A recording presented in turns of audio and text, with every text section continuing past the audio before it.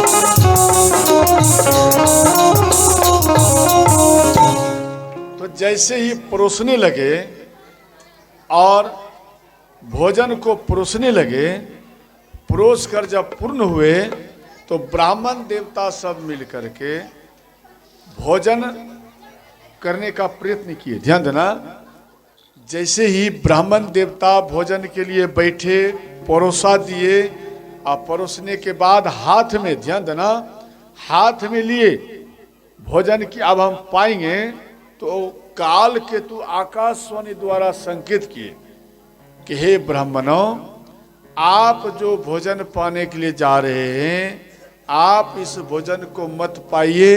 अगर आप पाएंगे तो आपका धर्म नष्ट हो जाएगा, क्योंकि इसमें खग मृग का मांस ही मिला दिया गया है। तो ब्राह्मण देवता वो भोजन को रख दिए और नाराज हो गए, क्रोध में आ गए। ध्यान देना, अब आप दिमाग लगाइए, क्या ब्राह्मणों को मांस मछली पाना चाहिए? विचार करो ठंडे दिमाग से, बिल्कुल ठंडे दिमाग से विचार करना है। ब्राह्मण देवता स्वयं देवता के समान है। दिमाग लगाना, छोटे से दिमाग लगाना, ज्यादा नहीं। ब्राह्मण, हर व्यक्तियों में देवता शब्द नहीं आते, केवल ब्राह्मण में ही देवता शब्द आते कि ब्राह्मण देवता आता है या नहीं? और किसी व्यक्ति में है जे देवता?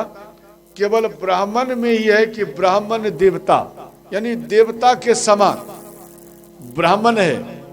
और ब्राह्मण का कर्तव्य होता है कि देवता जिस प्रकार से रहे उस प्रकार से ब्राह्मण देवता को रहना चाहिए।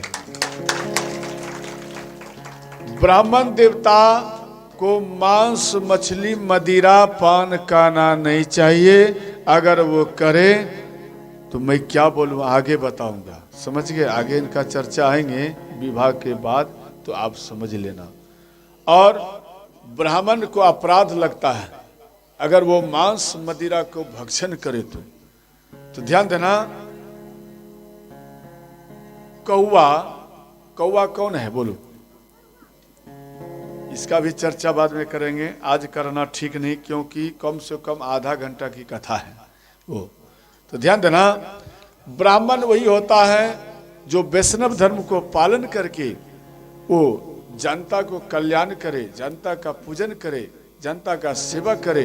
तो ध्यान देना, उन जनता के ऊपर कभी भी किसी प्रकार का संकट आ नहीं सकता। और जनता का भी कर्तव्य है कि ब्राह्मण देवता को कभी भी भूखे रहता है, कभी भी भूखे नहीं रहने देना चाहिए। सबका कर्तव्य है कुछ ना कुछ ब्राह्मण देवता को दान देना चाहिए, जो कि आपके नगर का वो स्वेच्छा करे। ये कथा विस्तार से आप सुनेंगे परसों, हाँ परसों आप सुनेंगे या तरसों। तो ध्यान देना, तो आकाशवाणी द्वारा संकेत किए तो सब कोई भयभीत होकर के भोजन को छोड़ दिए। और भोजन को छोड़ करके अब मन में सोचे, ये तो मेरा धर्म ही नष्ट करने के लिए चले थे। तो यहाँ पर ब्राह्मण देवता प्रताप भानु राजा को श्राप देने लगे कि हे राजन, आप मेरे धर्म को नष्ट करने के लिए चले थे, इसलिए हम आपको श्राप देते हैं। सब ब्राह्मण देवता मिल करके श्राप दिए कि हम श्राप दे रहे हैं कि आप सब समाज समेत राक्षस योनि में जन्म लो, यही मेरा श्राप है।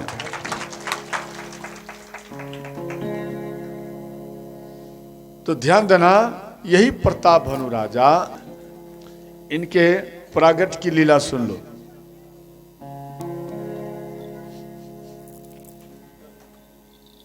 ब्रह्मा जी के एक पुत्र थे पुलस्त्य मुनि, और कर्दम की पुत्री हविभुर्व। इन दोनों का विवाह कराया गया। ध्यान से सुनेंगे तो समझ जाएंगे। इन दोनों का विवाह कराया गया। तो हविभुर्व और कर्दम ऋषि, इन दोनों के मिश्रण से दो बालक प्रकट हुए। देखो, हविभुर्व बहुत ही सुंदर थी, इतना सुंदर थी, इतना सुंदर थी, इनको देख करके हविभुर्व के तेज, ध्यान देना, एक घड़े में गिर गए। और जैसे ही घड़ा में गिरे, तो ध्यान देना, तो उससे एक बालक प्रकट हुए। तो घड़ा को कुंभ कहा जाता है, समझिए, कुंभ माना घड़ा। तो उससे एक बालक प्रकट हुए। उस बालक का नाम हुआ अगस्त मुनि। दे ऋषिवर अगस्त मुनि की। तो इसके बाद हविभुर्व और पुलस्त्य मुनि, इन दोनों के फिर मिश्रण से एक बालक फिर दोबारा प्रकट हुए, और उन बालक का नाम हुआ विश्रवा मुनि। और विश्रवा मुनि हविभुर्व और पुलस्त्य मुनि, ये दोनों मिल करके इनका इलाविडा से विवाह कराए, विश्रवा मुनि का। देखो, पिता जो बर्तवारी करते हैं बेटी के लिए, बेटा के लिए, तो वो गलत नहीं, वो सत्य सोचते हैं। अगर आप लोग सत्य तरीका से मानेंगे तो बेटा या बेटी जो भी प्रागट्य होंगे वो कभी मिथ्या नहीं, वो सत्य का रूप ही परिचय देता है। तो माता पिता जब इनका रिश्ता तय किए तो इलाविडा से विवाह हुए। तो इलाविडा और विश्रवा मुनि, इन दोनों के मिश्रण से एक बालक प्रकट हुए। उस बालक का नाम हुआ कुबेर। तो कुबेर भगवान की। तो कुबेर जी का प्रागट्य हुआ। तो अलकापुरी के इनको राज्य मिले। जैसे आप दीपावली होता है तो कुबेर भगवान का पूजन करते ना, ध्यान देना, तो देवताओं मिल गए। इसके बाद केकेसी नाम की एक स्त्री थी, वो मन में सोची थी कि हम इनसे विवाह करें, विश्रवा मुनि से।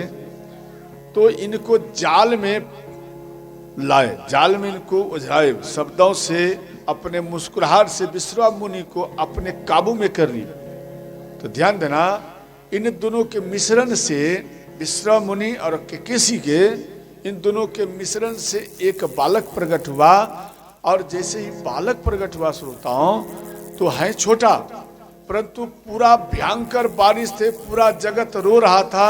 उन बालक को जैसे ही, देखो, माँ के निकट रखे, माता का हृदय तभी शांत होता है जो बालक को जन्म दी। वह बालक इनके सीने में जब तक न आ जाए तब तक माता का मन शांत नहीं होता है।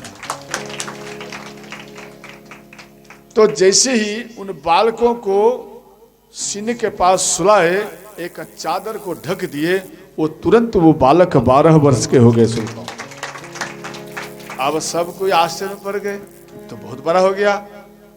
तो केकेसी बोली, इनका नामकरण कीजिए, 12 वर्ष हो गया। तो कहने लगे, देखो, पूरा जगत इन बालकों के प्रागट्य से रोता है, और भयंकर बारिश है, और पूरा जगत रो रहा है। इस कारण से इन बालक का नाम होगा रावण। तो रावण नाम पड़े। तो इसके बाद ध्यान देना, कैकेयी से कुंभकर्ण प्रागट्य हुए, और सुपनेखा और कुंभनी।